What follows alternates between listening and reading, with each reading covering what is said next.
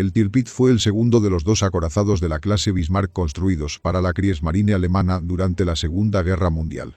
Nombrado en honor del almirante Alfred von Tirpitz, el artífice de la Marina Imperial Alemana, el buque fue puesto en grada en los astilleros Kriegsmarine Werft de Wilhelmshaven en noviembre de 1936 y botado 2 años y medio después, en abril de 1939. Finalmente, entró en servicio en la flota alemana en febrero de 1941. Al igual que su buque gemelo Bismarck, el Tirpitz estaba armado con una batería principal de 8 cañones de 380 mm en 4 torretas dobles. Como resultado de una serie de modificaciones durante la guerra, llegó a ser unas 2.000 toneladas métricas más pesado que el prematuramente malogrado Bismarck. Tras completar sus pruebas de mar a inicios de 1941, el Tirpitz sirvió brevemente como pieza central de la flota del Báltico, que tenía la misión de impedir un posible intento de fuga de la flota báltica soviética. A comienzos de 1942, el buque navegó a Noruega para actuar como disuasora ante la invasión aliada. Estando en Noruega, el Tirpitz intentó interceptar 2 convoyes aliados con destino a la Unión Soviética en 1942, pero ambas misiones resultaron un fracaso. A pesar de ello, el Tirpitz actuó como una flota en potencia y su sola presencia obligó a la Real Armada Británica a mantener un número elevado de fuerzas en el área con la finalidad de evitar sus maniobras. En septiembre de 1943, junto con el acorazado Scharnhorst, bombardeó las posiciones aliadas en la isla de Spitsbergen, primera ocasión en que el Tirpitz hacía uso de sus baterías principales. Poco después, el acorazado fue dañado en un ataque de minisubmarinos británicos y posteriormente sometido a una serie de masivos bombardeos aéreos. El 12 de noviembre de 1944, bombarderos pesados Lancaster británicos equipados con bombas Tallboy de 5.400 kilos de peso hundieron el Tirpitz tras conseguirle 2 impactos directos que lo inundaron y lo hicieron escorar rápidamente. Un incendio en la cubierta se extendió al almacén de municiones por una de las torretas de las baterías principales y causó una enorme explosión. Las cifras de fallecidos en la tragedia oscilan entre 950 y 1.204. El pecio fue reflotado en una operación conjunta de salvamento entre Noruega y Alemania cuyos trabajos se alargaron desde 1948 hasta 1957. El Tirpitz fue ordenado como Ersatz Schleswig-Holstein bajo el nombre de Contrato Schleswig para sustituir al viejo acorazado Predreadnought Schleswig-Holstein. El astillero Kriegsmarine Werft de Wilhelmshaven se adjudicó el contrato y allí fue puesta en grada la quilla del buque el 20 de octubre de 1936. El casco fue botado el 1 de abril de 1939 con grandes fastos y bautizado por la hija del almirante Alfred von Tirpitz, de quien recibió el acorazado su nombre.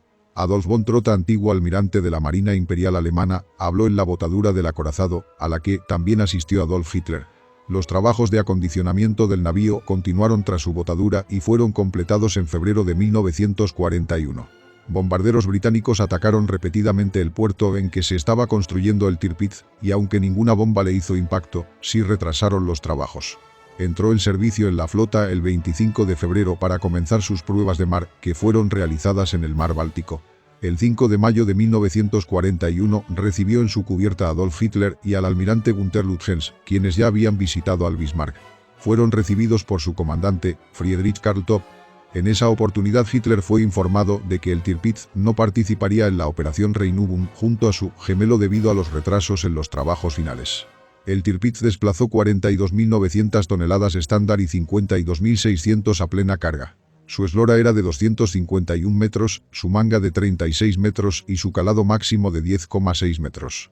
Fue propulsado por 3 turbinas de vapor engranadas Brown, Boveri y Cie que entregaban un total de 163.026 caballos, 121.568 kilowatts, y lo impulsaron a una velocidad máxima de 57 km por hora en sus pruebas de velocidad. Su tripulación estándar eran 103 oficiales y 1.962 marineros, aunque durante la guerra su número fue incrementado hasta los 108 oficiales y 2.500 marineros. De inicio, el Tirpitz fue equipado con radares FUMO 23 montados en los telémetros delantero, trasero y de la cofa. Estos fueron después reemplazados por radares FUMO 27, que a su vez también fueron sustituidos por el modelo FUMO 26, que tenía una serie de antenas más grandes. En 1944 fue montado el submástil principal de un FUMO 30, conocido como Entuiel, y en sus telémetros flag de 105 mm de popa se añadió un FUMO 213 Uzur. El armamento principal del Tirpitz estaba compuesto por 8 cañones L-52 de 380 mm dispuestos en 4 torretas gemelas, 2 a proa Anthony Bruno y 2 a popa César y Dora. Su armamento secundario consistió en 12 cañones L-55 de 150 mm, 16 L-65 de 105 mm y otros 16 L-83 de 37 mm, e inicialmente 12 cañones antiaéreos de 20 mm, número aumentado a 58 posteriormente.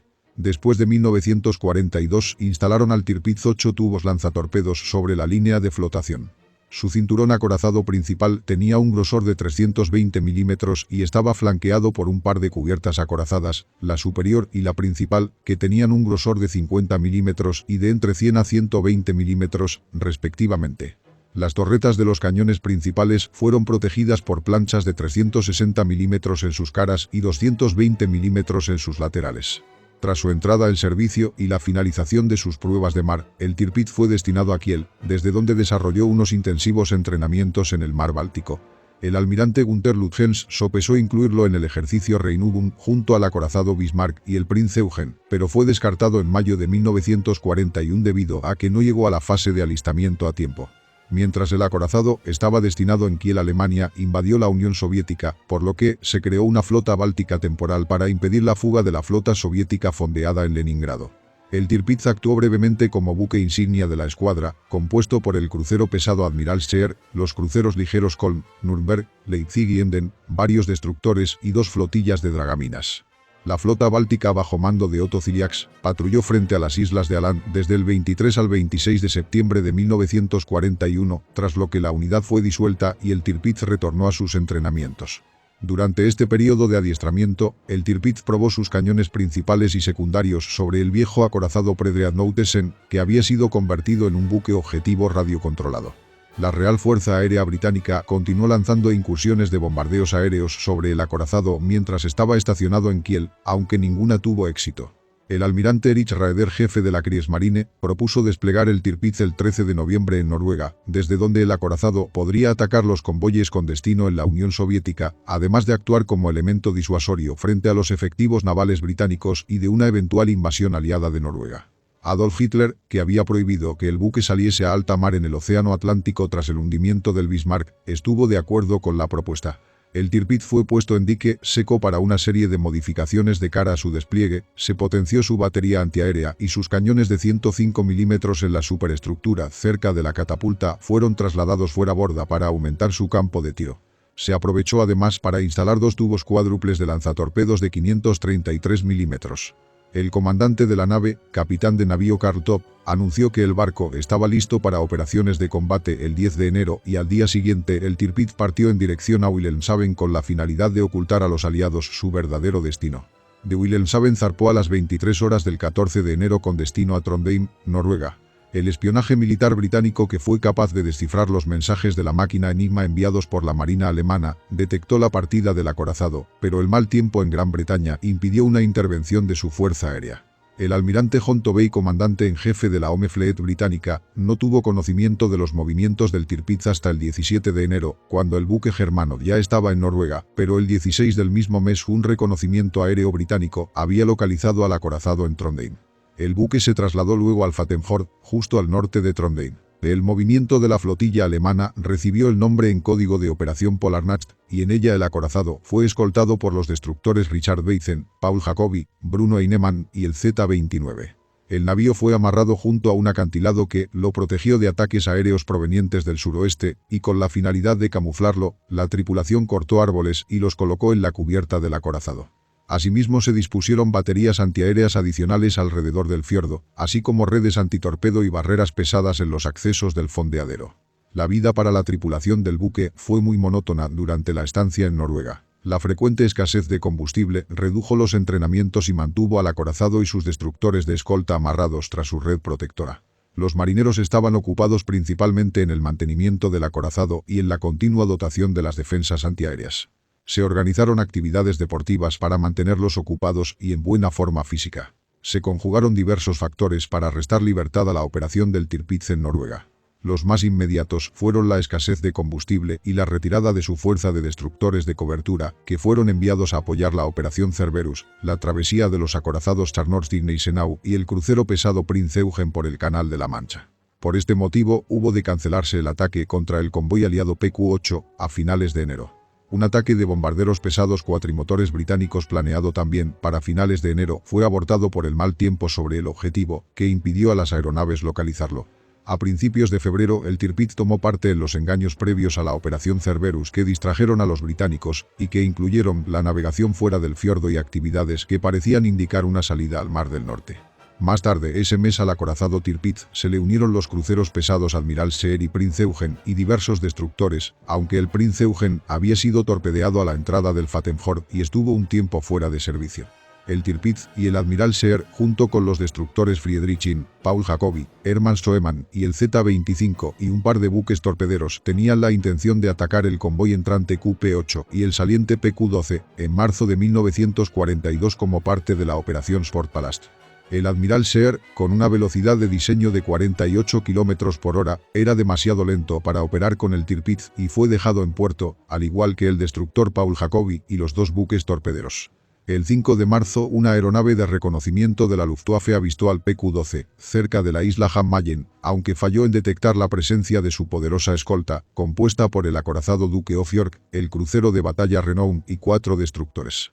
Los alemanes también desconocían que el almirante Tovey proporcionaba soporte lejano a los convoyes con el acorazado King George V, el portaaviones Victorious, el crucero pesado Berwick y 6 destructores. Las señales de la máquina Enigma alemana fueron interceptadas y decodificadas, por lo que los británicos tuvieron conocimiento del ataque del Tirpitz y ello les permitió desviar los convoyes. Tovey intentó perseguir al Tirpitz el 9 de marzo, pero el almirante Otto Ziliax, comandante de la escuadra alemana, había decidido volver a puerto la noche anterior. A primeras horas de la mañana del día 9, los británicos lanzaron un ataque aéreo y 12 aviones torpederos Fairey Albacore atacaron al acorazado en 3 grupos, pero el Tirpitz evadió todos los torpedos que le fueron lanzados. Los artilleros antiaéreos germanos derribaron 2 de las aeronaves británicas y solo 3 hombres resultaron heridos en el ataque. Tras la finalización del mismo, el acorazado partió hacia Vestford, desde donde salió hacia Trondheim. El 30 de marzo 33 bombarderos Halifax volvieron a atacar al acorazado, aunque no consiguieron hacerle ningún impacto y 5 de ellos fueron derribados. La RAF lanzó un par de intentos fallidos a finales de abril, uno en la noche del 27 al 28 de ese mes con 31 aeronaves Halifax y 12 Lancaster, de las cuales 5 fueron abatidas. La noche siguiente, los británicos emprendieron otra incursión de ataque, materializada por 23 Halifax y 11 Lancaster, pero de nuevo los artilleros alemanes consiguieron derribar 2 aviones enemigos. Las acciones del Tirpitz y sus destructores de escolta en marzo consumieron alrededor de 8.230 toneladas de fuel oil, lo que redujo significativamente sus reservas. Los alemanes tardaron 3 meses en reponer la cantidad gastada en el intento por interceptar los 2 convoyes aliados. El convoy PQ-17, que dejó Islandia el 27 de junio con destino a la Unión Soviética, fue el siguiente convoy que el Tirpitz y los barcos destinados en Noruega fueron capaces de atacar durante la Operación Rosselsprung. Lo protegían los acorazados Duke of York y USS Washington y el portaaviones Victorious. El Tirpitz, el crucero pesado Admiral Hyper y 6 destructores partieron de Trondheim, mientras que una segunda fuerza especial compuesta por el Lutzow, el Admiral Seer y 6 destructores hicieron lo propio desde Narvik. El Lutzow y 3 destructores chocaron con rocas que no constaban en las cartas de navegación mientras se dirigían a la reunión y tuvieron que regresar a puerto. Poco después de la salida del Tirpitz de Noruega, el submarino soviético K-21 le disparó 2 torpedos y aunque ambos fallaron, los soviéticos afirmaron que le habían hecho 2 impactos al acorazado. Mientras tanto, el espionaje sueco había informado al almirantazgo británico de las salidas alemanas y este ordenó la dispersión del convoy. Conscientes de haber sido detectadas, las unidades de superficie germanas abortaron la operación y se retiraron para dejar paso a un ataque de submarinos U-boot y aviones de la Luftwaffe. Los barcos aliados dispersos, privados de la protección de su escolta, fueron blanco fácil para los alemanes, que hundieron 21 de los 34 solitarios navíos. El Tirpitz volvió al fiordo de Alta por las islas Lofoten.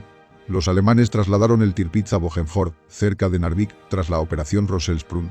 Para entonces, el acorazado necesitaba una revisión a fondo, pero como Hitler había prohibido al navío hacer el peligroso viaje de regreso a Alemania, la revisión se hizo en Trondheim. El barco dejó Bogenford para volver a Fattenford, frente a Trondheim, el 23 de octubre. Las defensas del fondeadero se reforzaron con la instalación de cañones antiaéreos adicionales y la disposición de redes antitorpedo dobles en torno al acorazado. Las reparaciones se llevaron a cabo en fases limitadas, de modo que el Tirpitz estuviera parcialmente operativo durante la mayor parte del proceso. Se construyó un cajón alrededor de su popa para reemplazar las hélices del navío.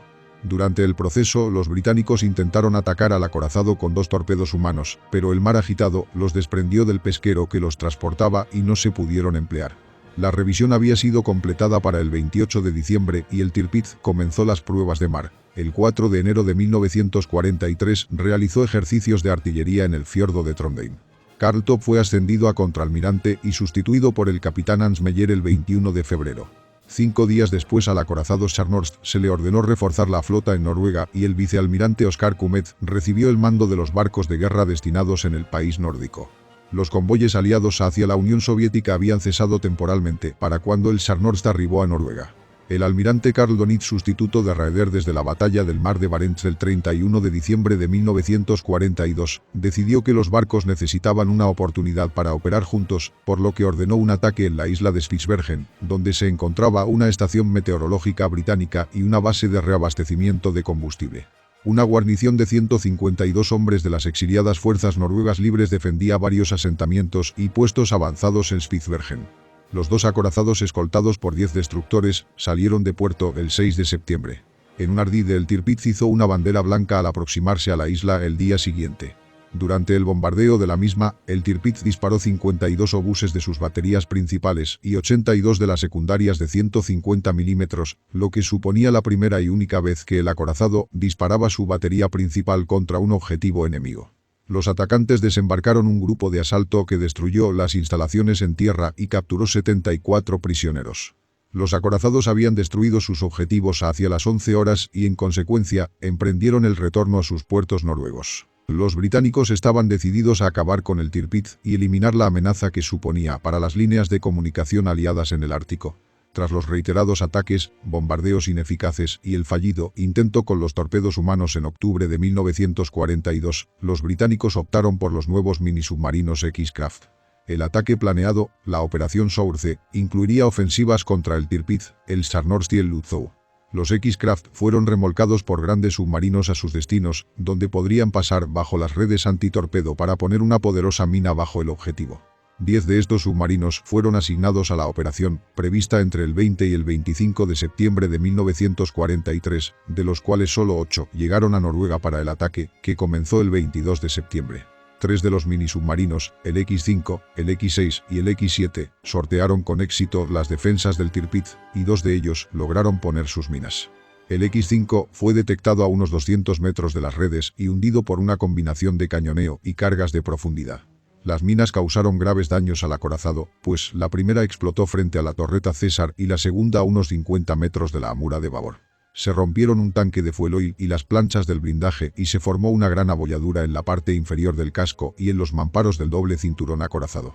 El acorazado embarcó unas 1.430 toneladas de agua en los tanques de fuel y en los espacios vacíos del doble casco a babor, lo que causó una escora de 1 a 2 grados, aunque esto fue corregido por una contrainundación de la banda de estribor. El agua de mar dañó todos los turbogeneradores en la sala de generadores número 2 y todos los generadores -1 de la sala número 1 fueron desactivados por la rotura de tuberías de vapor y varios cables de alimentación.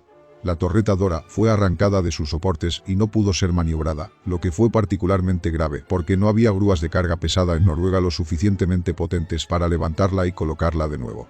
Los 2 hidroaviones Arado AR-196 del Tirpitz fueron alcanzados por la detonación y completamente destrozados.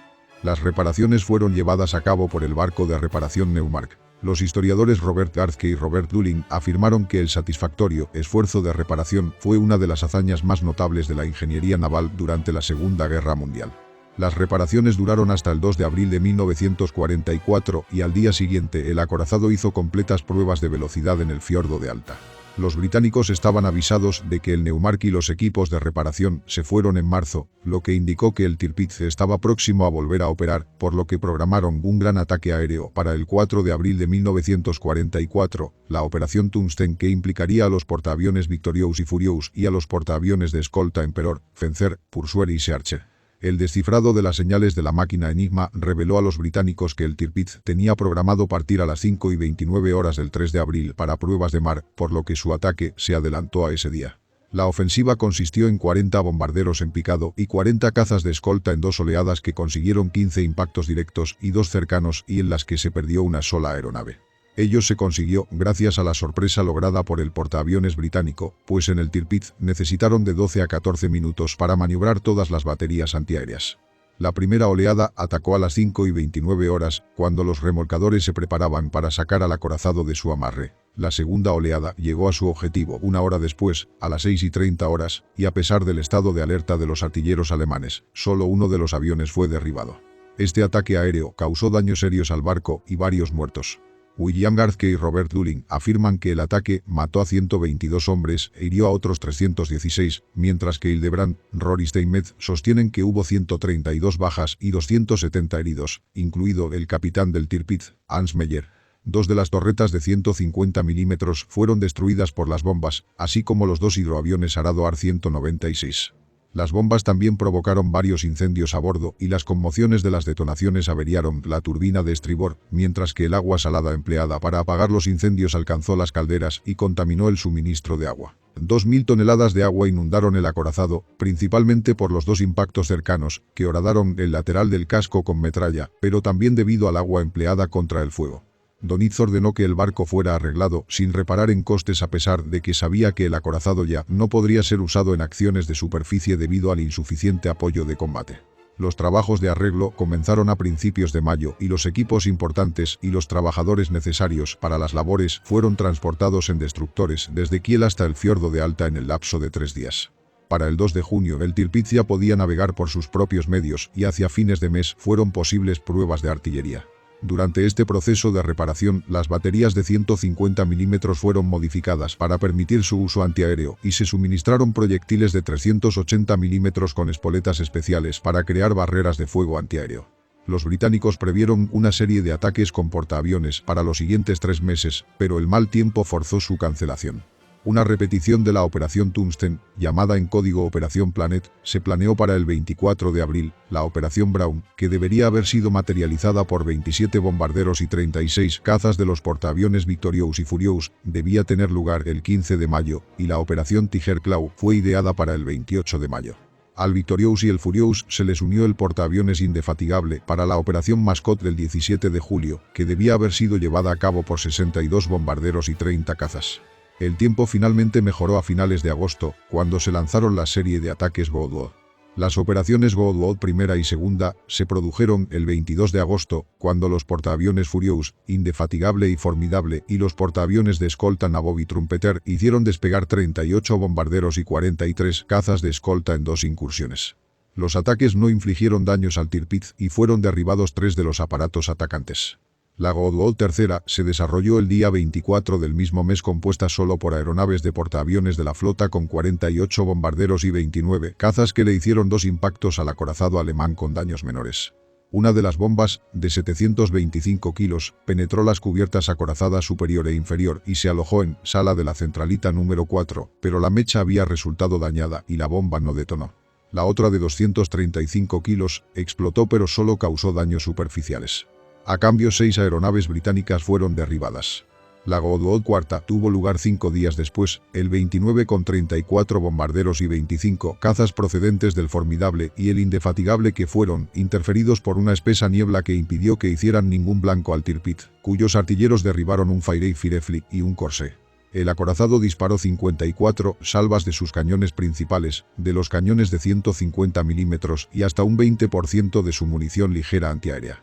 La ineficacia de la mayor parte de los ataques lanzados por el brazo aéreo de la flota británica a mediados de 1944 llevó a que la tarea de destrucción del Tirpitz se encomendara al grupo número 5 de la RAF. Se decidió que bombarderos cuatrimotores Lancaster portaran poderosas bombas capaces de penetrar la fuerte armadura del acorazado alemán. Los británicos optaron por usar las bombas Talboy de más de 5,4 toneladas de peso, desarrolladas en 1943 por Barnes Wallis, como el arma primaria contra el Tirpitz. El primer ataque, la Operación Parabane, tuvo lugar el 15 de septiembre de 1944, cuando 23 Lancaster 17 llevando una Talboy y los 6 restantes con 12 minas JW, que despegaron desde la base rusa de Yagodnik, hicieron un único impacto en la proa del Tirpitz con una Talboy que atravesó completamente el acorazado y explotó en el fondo del fiordo. Entre 800 y 1000 toneladas de agua inundaron la proa del barco alemán y provocaron un serio incremento en su compensación delantera. El barco quedó limitado a navegar entre 15 y 19 kilómetros por hora y la conmoción del impacto afectó gravemente al equipo de dirección de Thiaux. Los serios daños de este ataque persuadieron al comando naval alemán para reparar al acorazado solo como batería flotante. Se estimó que las reparaciones llevarían 9 meses, pero el parcheado de los agujeros se terminaría en pocas semanas para permitir al Tirpitz moverse más al sur, a Tromsø. El 15 de octubre el acorazado recorrió los 370 kilómetros que lo separaban de Tromsø por sus propios medios, el último viaje de su vida operativa. La RAF hizo un segundo intento el 29 de octubre, cuando el Tirpitz había sido amarrado frente a la isla Akoi, cerca de Tromsø. 32 Lancaster acometieron de nuevo con bombas Tallboy durante la operación Oviate. Como en la operación Parabane, los escuadrones número 9 y número 617 atacaron conjuntamente, pero no alcanzaron el objetivo por poco, en parte debido al mal tiempo. La explosión submarina afectó al timón y el eje de babor y causó algunas inundaciones. Los proyectiles de fragmentación de 380 milímetros del Tirpitz resultaron ineficaces contra los bombarderos de alto nivel, aunque uno de los atacantes fue alcanzado por los cañones antiaéreos instalados en tierra. Tras este nuevo ataque, se mejoró el amarre del acorazado con la creación de un banco de arena bajo el barco y a su alrededor para prevenir su escora y se instalaron redes antitorpedo. El Tirpitz mantenía una inclinación de 1 grado a babor de anteriores ataques que no fue corregida con una contrainundación para así conservar la mayor flotabilidad posible. También se preparó al barco para su nuevo rol de plataforma de artillería flotante, se limitó su fuel al necesario para proveer a los turbogeneradores y la tripulación se redujo a 1.600 oficiales y marineros. La operación Catechism, el último asalto británico al Tirpitz, tuvo lugar el 12 de noviembre de 1944. El acorazado alemán volvió a disparar sus baterías de 380 milímetros contra los bombarderos, que se le aproximaron a las 9:35 horas. Los cañones principales forzaron a estos a dispersarse temporalmente, pero no pudieron acabar con el ataque. Una fuerza de 32 aviones Lancaster de los escuadrones número 9 y número 617 arrojó 29 bombas Tallboy sobre el barco, 2 de las cuales impactaron en él. Otras bombas aterrizaron en la barrera de redes antitorpedo y produjeron enormes cráteres en el fondo marino que removieron al banco de arena construido para prevenir la escora del acorazado. Una de las bombas penetró la cubierta acorazada entre las torretas Anthony Bruno sin explotar, pero la segunda hizo blanco hacia el centro del buque, entre la catapulta de los hidroaviones y la chimenea, y provocó daños fatales, pues voló el lateral del barco y abrió un enorme agujero en el fondo de su casco. Destruyó completamente una sección entera del cinturón blindado. Un tercer proyectil pudo golpear a babor de la torreta César. El impacto en el centro del acorazado originó una inundación y la rápida inclinación a babor de entre 15 y 20 grados. En 10 minutos esta escora aumentó hasta los 30 a 40 grados, por lo que el capitán ordenó el abandono de la nave. La progresiva inundación aumentó la inclinación hasta los 60 grados hacia las 9:50 horas, cuando pareció estabilizarse temporalmente, pero 8 minutos después una enorme explosión estremeció la torreta César. El techo de la torreta y parte de su estructura rotativa fueron arrojados a 25 metros de altura y cayeron sobre un grupo de hombres que nadaban hacia la orilla. El Tirpitz rodó rápidamente sobre sí mismo y su superestructura se hundió en el fondo del mar. Terminado el ataque, las operaciones de rescate intentaron liberar a los marineros atrapados en el interior del casco del Tirpitz. Los trabajadores consiguieron rescatar a 82 hombres tras cortar las planchas inferiores del casco. Las cifras de muertos varían. John Sweetman establece que unos 1000 hombres de una tripulación de 1900 murieron. Niklas Zetterlin y Michael Tamelander coinciden en el número de fallecidos. Tanto Siegfried Breyer como Erich Groner creen que los muertos ascienden a 1204, pero Gordon Williamson rebaja la cifra a 971. William y Robert Dulin fijan las bajas del ataque y hundimiento sobre 950. Aproximadamente 200 supervivientes del hundimiento fueron transferidos al crucero pesado Lützow en enero de 1945. El pecio del Tirpitz permaneció en el lugar del hundimiento hasta después del final de la guerra, cuando una compañía germano-noruega comenzó unas operaciones de salvamento que se prolongaron desde 1948 hasta 1957. Algunos fragmentos del acorazado son vendidos todavía por una compañía noruega. La actuación de la Luftwaffe en la defensa del Tirpitz fue muy criticada tras su pérdida. Se culpó al mayor Heinrich Erler, comandante del tercer Handelsschwader 53 grupo del quinto ala de caza, del fracaso de la Luftwaffe en la intercepción de los bombarderos británicos, aunque muchos veteranos de su unidad consideran que fue un chivo expiatorio de la ineptitud de sus superiores. Fue consiguientemente sometido a un consejo de guerra en Oslo y amenazado con la pena de muerte. Aunque acabó siendo condenado a 3 años de prisión, fue puesto en libertad un mes después, degradado y reasignado a un escuadrón de cazas Me-262 en Alemania. Fue derribado sobre Berlín el 4 de abril de 1945. Ludovic Kennedy escribió en su historia del acorazado Tirpitz que tuvo una vida de inválido y murió como un tullido. Al Tirpitz se hace referencia en 3 ocasiones en el Wehrmachtsbericht, el boletín diario realizado por el alto mando de la Wehrmacht acerca de la situación militar en todos los frentes. Ser citado en este boletín era todo un honor. Debido a la naturaleza de los despachos del Wehrmachtsbericht, su información no es del todo exacta. Por ejemplo, en relación con el ataque del día 4 de abril, se afirma que el Tirpitz derribó 4 aeronaves británicas, junto a 2 más por parte de una patrullera. En realidad solo 2 aviones enemigos fueron derribados. Las características principales son: desplazamiento, 42.900 toneladas estándar, 53.500 toneladas a plena carga. Eslora, 241,6 metros en la línea de flotación, 251 metros en total. Manga, 36 metros. Calado, 9,9 metros estándar, 10,6 metros máximo. Sensores, FUMO 23. Blindaje del cinturón de 320 milímetros, la cubierta principal entre 50 y 120 milímetros, las torretas de 360 milímetros. Armamento, 8 cañones de 380 milímetros SKC-34, 12 cañones de 150 milímetros, 16 cañones de 105 milímetros SKC-33, 16 cañones de 37 milímetros SKC-30, 12 cañones de 20 milímetros Flak 30. Propulsión, 12 calderas Wagner, 3 turbinas de vapor Blomibos, 3 hélices de 3 palas de 4,7 metros de diámetro. Potencia, 160.026 caballos, 121.568 kilowatts. Velocidad, 56 km por hora. Autonomía, 16.430 km a 35 km por hora. Tripulación, 103 oficiales y 1.962 suboficiales y marineros. Aeronaves, 4 Arado AR-196. Equipamiento aeronaves, una catapulta de doble final.